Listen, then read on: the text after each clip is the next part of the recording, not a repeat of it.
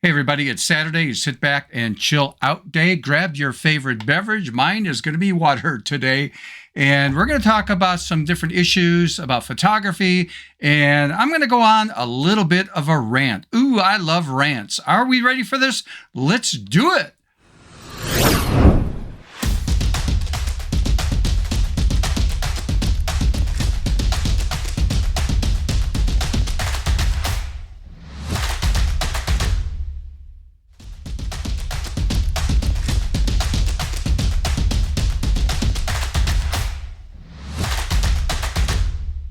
Hey everybody, welcome back to my channel. If you're new to the channel, this is dedicated to photography and as a photo artist, and trying to push ourselves out of the box creatively to do some really unique work with our cameras. With this out of the way, Saturday sit back and chill out day basically is when I'm trying to catch up on some major, issues and questions people had that sort of sticks out, and I try to do 2 or 3 of these. So we're going to cover 3 today. The 3 will be a question that came through a few times. I'm just going to paraphrase that question. We're also going to go on a little bit of a rant with Adobe. So that'll be my second thing I'm going to talk about. And the third issue is about classes, some upcoming classes, because I'm getting comments of, hey, where are the classes you promised us that you'd have by summertime, and summer is halfway over. You know, this is August. So we'll do some apologizing, but we'll cover that information for you. Anyhow, if you guys have any questions, if you can do me a favor, and my email address is right here at the bottom of the screen. It's stephenphotoartist@gmail.com. Please feel free to send me questions, or if there's an issue or something that maybe you didn't understand on a demo I did, and you just don't want to post it so everybody else could see it on YouTube, there's my private email address, so please send that to me. It's amazing that I'm getting a lot more people sending it to that private email address than people making comments. It's okay to make comments on YouTube if you want, but everybody else will see it. So if you're just, a little bit of timid and don't want people seeing your comments and that, hey, come on, people, email me right away. Okay, so let's take a look at the 3 issues we're going to talk about. And one of the questions, and basically I'm paraphrasing this because it came through about 3 times with different people. And the comment was made, why do you do compositing? I see that you do a lot of composites. And for the new people that may not know my background, I actually taught Photoshop seminars internationally for 20 years, all over the United States, Australia, New Zealand, UK, and Canada, and I retired in 2016. Also, I was doing photography on the side part-time when I had time to do it, and built up a base of clients, and I started getting into compositing. Well, I'm going to say maybe 2007, 2008. I was just starting to get educated in that, build my skills. So let's deal with the question, and that is, why do I do compositing? And really, it's for 2 major reasons. Number one, it's fun, and I do have to admit, and I think part of that has to do with my personality, and that is, I love good, clean, photography, like I have to do when I'm shooting a family photo session. Could be a high school graduation. It might be a wedding or some other event. Yeah, that's really important. But I have to admit, there's a strong creative side of me, and I get bored with traditional photography. And I don't know, it's just something in me. So once I got the concept of doing compositing, it helped me in the second area. So the first area was, hey, this is fun. It's right. It's a blast. It's something different, right? But on the other side, not knowing this, because again, I was a little bit naive on this, I was getting traditional photography work as a result of people seeing my composites. And I go, huh. And so I'll talk a little bit more about that later. But if you're new, again, what is a composite? I'm not sure. Well, a composite is taking a photograph of a subject, cutting them out and putting them into a different scene and making them look like they belong to that scene. Okay, so I'm going to give you an example here. And I did a lot of experimentation on my grandkids when they're younger, getting older, and now they're freaking me out because they just turned 13 this past June, 2024. And it's like, what happened to my little grandsons? Now they're I'm thinking, man, they're right around the corner. They're going to be driving a car. So that's, again, sort of freaking me out. Anyhow, let's take a look at some examples here of compositing and how it relates to getting other gigs in business, because I did it for fun, but it also got me clients. So take a look at this. This is something from a class that I took to learn to do this years ago. And this was, I forgot, I think it was 3 or 4 different images here. Not the kids, those are my grandkids, not the kids there, but the trees, the Santa Claus, the whole scene. Then when I was visiting my grandkids, I went in my granddaughter's bedroom, and this is the setup. I had 2 lights, one in a hallway, so you can see the light behind their head, hitting them in the shoulders and that. And then there was a light inside the room, directly at them with a gel on it, orange gel, to give a warm type of feel and look. So I just was on a tripod, and I took that photo of them peeking through the door, pretending that a Santa Claus was there. And then I was able to composite them into that scene. So the point is, I can go now to anybody's home, as long as I got a doorway somewhere, and I can set the lights, 2 lights, real quick and easy. I know the angle I have to shoot at, take the shot, get what I want to use, and then proceed to make the composite. This is a large print that I always pull out during the holidays for part of my decorations, also with my daughter. The point is, when other people see stuff like this is when people start asking questions. Who did that? Blah, blah, blah, blah. Who was a photographer or artist that did that? And it's just other parents want the same thing. Now, not everybody, but again, it's just that when they see something different than traditional photography, you sort of stand out. I guess that's my point. And so I love doing stuff like this. It's fun, but also indirectly, it gets clients for me. Now, here's another example. Get this started here. And I just got done, by the way. So sorry if I'm sort of dragging a little bit, but I just got done photographing 22 high school cheerleaders to do a banner and individual shots. Now, this was from last year. It's the same school. I took the girl's name out of here. All the girls got individual shots like this. Notice that none of the girls actually are smiling. They wanted how do I say this tactfully? They wanted a bad asset type look. So you see some that were folding their arms like this, and their hips, hands on the hips, but just a sort of a tough look. So when you see the poster I had to do, and again, if it was me, here's a lesson, by the way. If it was me doing this, my design of this would have been totally different. But I'm not doing it for me. It's the coach. And she was sort of like art director. Here's what I want. So she had the input of designing this by showing me examples. Could we do this back there? Could we do this up front here? Blah, blah, blah. And she had everything, set up where she knew where the girls would be going, because each girl was shot individually. And then I cut them all out individually, and I placed them where she wanted them to be placed.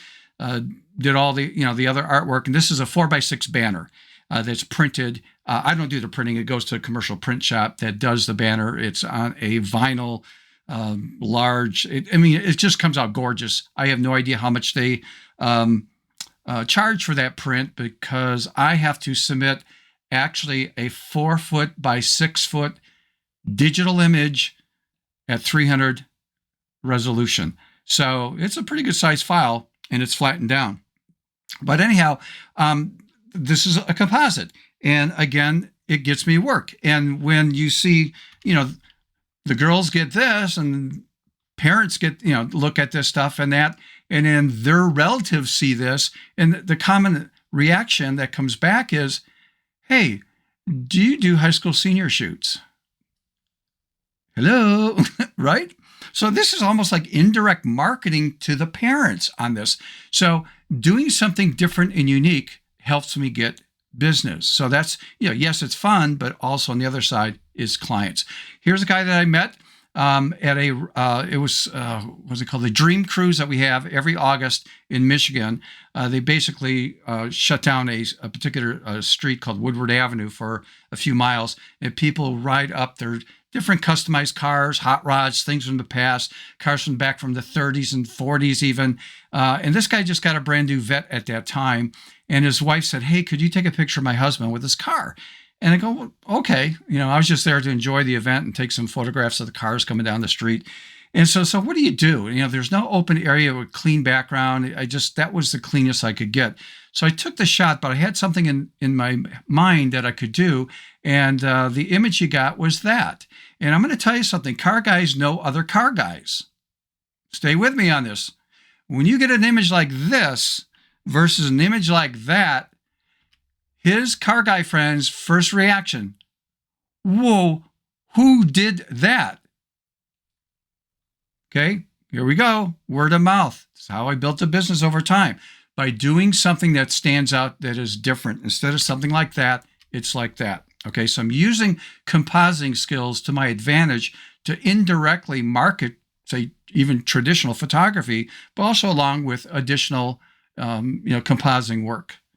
Okay, so the next thing I want to talk about, so hopefully it understands why, the issue about why do I do composites. That is why. One, it's fun and it helps with business. Okay. The other thing, let's get on a little bit of a rant. Okay, and this is issue number 2. And so I have to apologize on this, but if anybody, I'm the one that's sort of like frustrated. And that is, I have done an oil painting technique off of, your personal image using AI in Adobe Photoshop. And that technique worked for quite a while.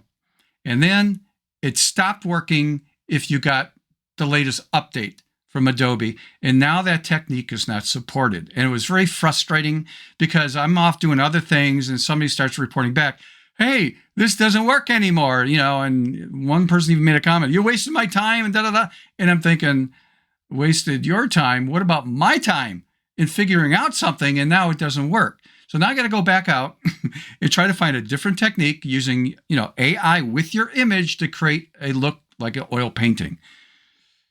And I put that out there and it's working. And then now I'm getting comments like, it's not working for me, or it doesn't work in the beta version. I know it doesn't work in the beta version, but now some people are saying that even on the latest upgrade, it stopped working.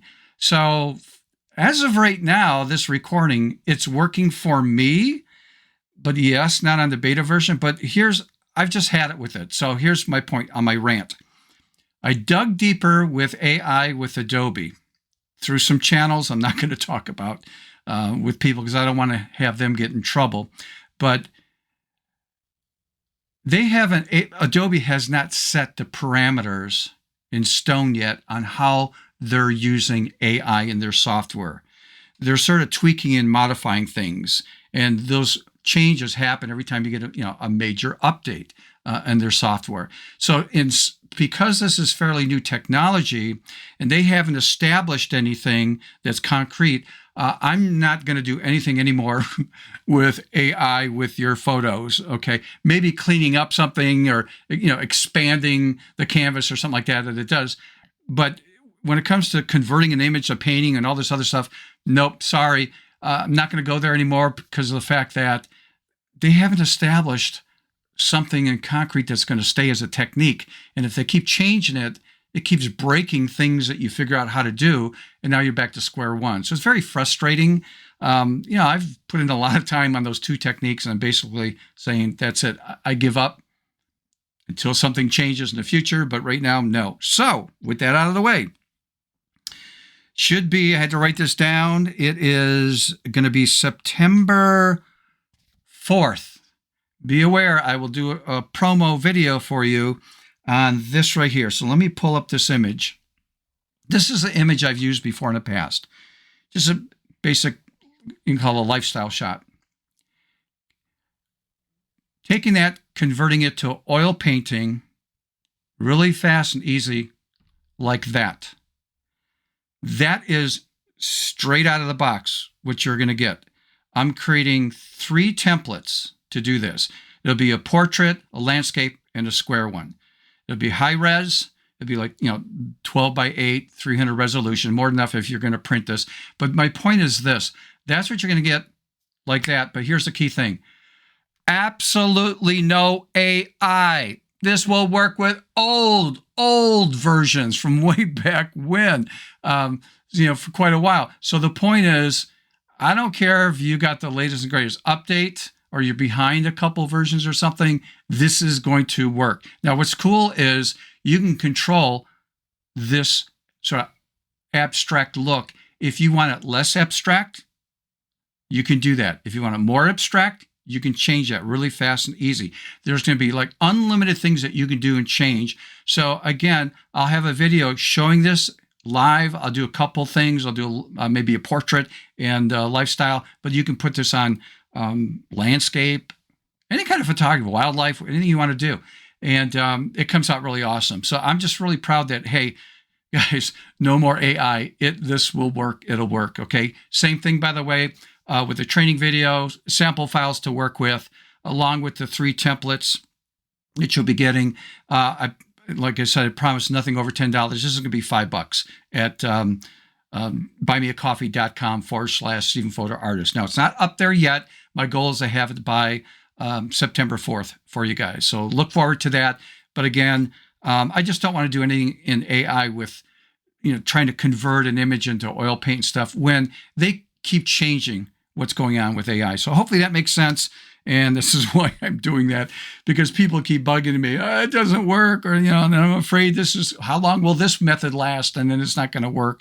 So I'm proud of this. So we'll see the demo on that. Now, number 3 is I have to apologize because it's my fault, but I was promised because people were asking about, I do conduct half-day to full-day classes here in Michigan at different studios. Going in my 4th year doing that, and there's 3 different categories I tend to work with, and that I've done numerous times.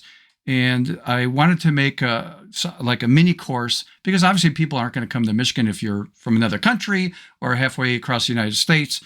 But these half-day classes are $100. They're hands-on. I limit the amount of people to 10 for the classes, because I need the attention in case something doesn't work. I can go and help put the fires out and see what they did wrong to assist them in that. And then there's and sometimes I do one that's like a full day workshop. So anyhow, so let me share with you the 3. And the reason I'm apologizing for this, I thought I'd have 1 or 2 of these done for you for this summer. It's not going to happen. So I'm hoping to have one maybe this fall. The other 2 probably not till beginning of next year.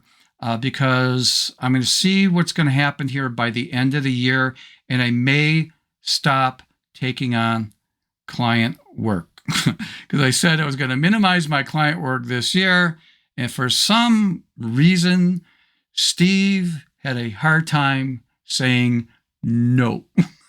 And it's like, even my daughter, I thought you were retired and you're going to slow down. And, and it's like, well, I don't know about slowing down. I got to stay active doing something, but client work is diverting me from the YouTube channel and putting together other material and courses. And again, these courses I'm trying to keep down to $10 max. So I get unbelievable emails on this and say, are you crazy for offering stuff for $10? That's all, and I go, my attitude is this, money's tight with a lot of people. And yeah, I could charge more for this, but because if I charge more for this, that means less people could afford to get it. And I just want, I'm at this time in my age, I'm turning 73 this middle of September 2024. And, it's like, how much longer can I keep going on this? And I want to pass on some techniques and things that I've learned from other well-known photographers to you. And I want to keep it economical. I'm trying to avoid, membership type thing. Maybe that'll happen in the future. I don't know. But anyhow, so let me talk about the 3 classes and what I'm planning on doing. So the first one is working with overlays, textures, and elements. And if you don't know what that means, it's basically taking a photograph, and I'm not cutting a person out. I'm adding stuff. So I might be adding textures. I might be adding elements. We'll see an example here in this image. This image was taken in Chicago. I was at a convention. I think it was close to 1,000 photographers there for the week. It was like a 4 or 5 day event. And this photograph, after I got done, modifying it with overlays, textures, and elements. This was talked about on a live stream after that convention. And I forgot how they found that image, but I think people were just submitting to the local Facebook group or something of what was happening. But anyhow, this is what I ended up with. And again, just, the fire was added, the logs were added, the smoke, the shattered glass. I just pulled in the background, saturated more, whatever, to come up with a unique look.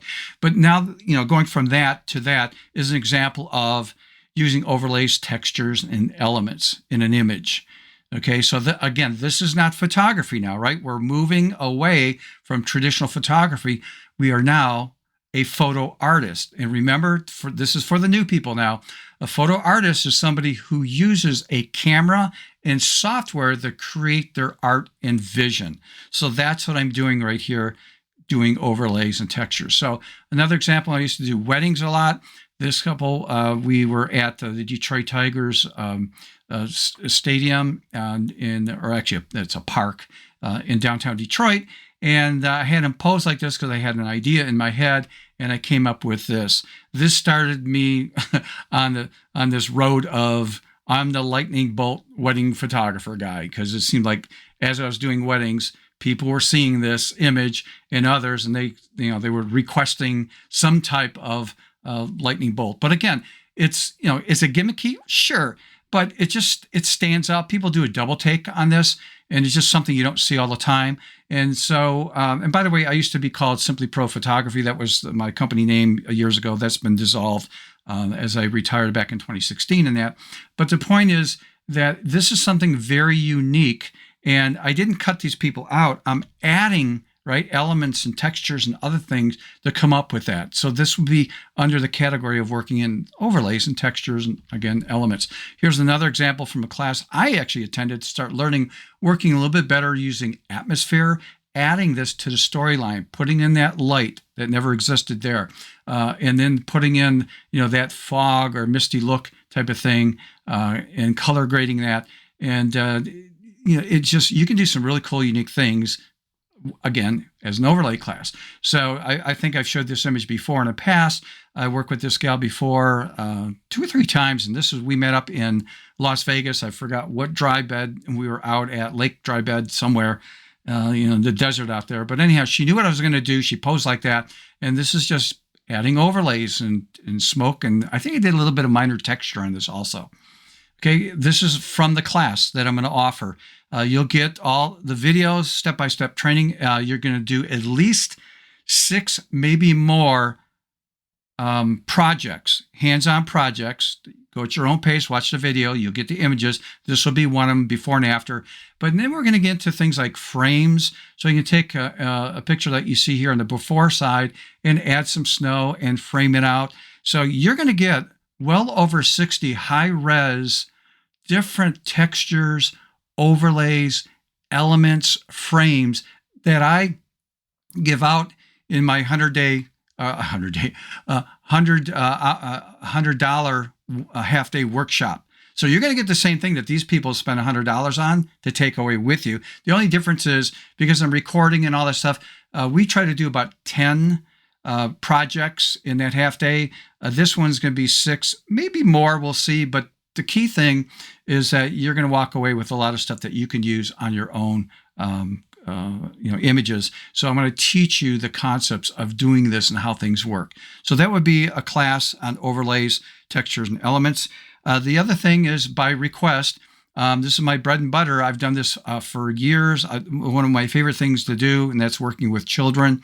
I typically don't do kids. I still do it once in a while that are 2 or 3 years old. But my target audience on this is generally around 4, 5 years old, depends on their maturity, all the way up to age 12. It's my favorite age group to work with doing stuff like this.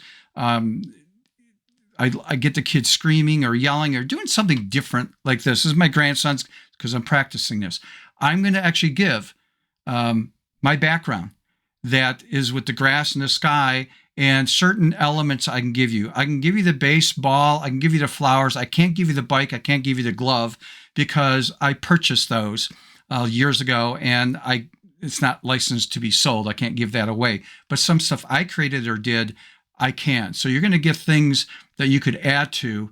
And I'm going to teach how to shoot for the kids, the setup, everything, and then how to composite everything together, put this together. That scoreboard back there, that could be used for, it could be used for soccer. It could be used for football. It could be used for baseball, whatever you want to use it for. I'm going to give you that because I built that. So a lot of things that I built, I could give you, but other stuff that I purchased, obviously I'm not going to be able to do that. But things like flowers and stuff, there's an example of an exception. This was about I think it was 2 years old. Again, the flowers I can give you on this, but here's a little secret about longevity in doing photography. If you're good at doing something unique with children, and these, by the way, canvas prints, large prints. It's like having your business card on somebody's wall. So when people that have kids tend to have friends who also have kids. So when they come over to visit, boom, this is like something different and unique when they see stuff like this, on a wall or whatever, and then they tend to ask, well, who did that? Blah blah blah. But here's what I learned. I'm not the brightest person in the world, but why I like shooting kids, especially 9, 10, 11, 12-year-olds, because something happens over time. They get older. Hey, do you do high school senior photography? Yep, you'll never. Jim now is going to be graduating high school. I can't believe how time has gone by, blah, blah, blah. So the point is, these children's I've done in the past are growing, and I'm keeping in touch with everybody, type of thing. But then, do you do this? Hey, do you do that? Oh, you'll never, you did so-and-so's high school senior picture. Can you believe it? He's graduated college, and he's getting married. Do you do weddings? There you go, right? Word of mouth, starting young, and as they grow, that's what longevity in the business will do. But if you're in for 2-3 years and go, I quit, well, I'm sorry, but you're not going to build a base. So doing compositing like this or doing the children's, this style, which I'll talk about more in depth when I ever get the class together, the promo. But this is a class I will definitely offer. And again, it'll be $10. It's a class I've taught hands-on in a class situation. And we all walk through to build something, and everybody walks away with the background template and all the add-on things that they could put into the composition there. Then the very last thing is just teaching compositing 101. I've done that numerous times. And so it's everything from how do you shoot the subject, the lighting, all that kind of stuff. And here's an example of photographing this young lady. This was from a class I took, by the way, back years ago in Texas, just outside of Dallas, if I remember right, by Richard Sturtevant, who's a great compositor, and he's one of the guys that I've learned compositing from. And this was on the second day when this photo was taken, but no, she's elevated on a table. And the reason is, with the lighting, we built on the first day this background, the moon, and I think, if I'm not mistaken, it was almost 100 layers just building this customized background. It was all little pieces to put this together. Then we photographed her, cut her out, drop her in, did the color grading and everything to make it look like she belongs. Okay, so that is compositing. Now, this is more intense compositing, building a background, but compositing 101 basically is just taking a photograph of a subject, cutting them out, putting them into another background, adding a few elements in there, whatever, to come up with the finished product. And again, this is not photography. It's now being a photo artist and doing something very creative. So here's another example. When I practice on my grandson, he's a gamer, but I do this for high school kids who are gamers, and gamers know gamers. Okay, I've talked about this in the past in some of my videos. And I did this one in black and white just to see how it looks, something different. But again, you have to know the basics of compositing before you even jump into something like this. So the class I'll be teaching is going to be taking, a person out of a plain background that was photographed, and we're going to drop them into a sports arena. And what I want to be able to do is, and the reason I'm choosing a sport one to teach you compositing, is that you can go practice with other kids and high school kids, because You could do like, it could be a football theme because football players play in, a stadium. Baseball, it could be soccer. So it's more common for that to be, you could use it with your neighborhood kids or friends to say, hey, get your football uniform on and I want to practice doing this and I have the background I want to use. So we'll use the background in a subject to create that, but you can also now practice with other kids or even adults, right? So those are 3 classes that I'll be offering as we, hopefully by fall, I'll have one of them. So the first class, again, just a review, is going to be overlays, textures, and elements. The other one is going to be the children photo artwork that I do. And then the last one is going to be compositing 101. All 3 of those will be individually priced at $10. Full training video with all the assets included, especially the overlays, textures, and elements. You're going to get over 60 high-res stuff that you guys can use in your projects. All right, so with that out of the way, thank you for listening to me, jibber-jabbering here for a while, but it's, just chill out, talk about different issues here. Please, as a quick reminder, if you're new to this, like the video, please subscribe if you have not subscribed. Hit the notification bell. That way, the next time I upload a video, you'll get notified on that. I do these once a month. This Saturday, sit back and chill out. But I try to do a video every week that has to do something with photography or software or just a philosophy of photography, some things to maybe think about. Okay, so with that out of the way, till next time, see ya.